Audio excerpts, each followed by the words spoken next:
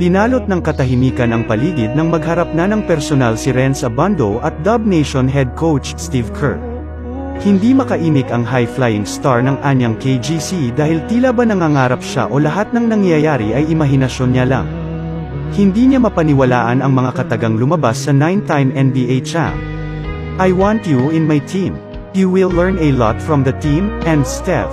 Ang agent niya sa tabi niya ay natulala rin, pero hindi na ito nagulat dahil inaasahan na niya ang pangyayaring ito lalo na't ilang beses na siyang kinausap ng NBA coach magsimula nang mapansin si Abando sa FIBA World Cup.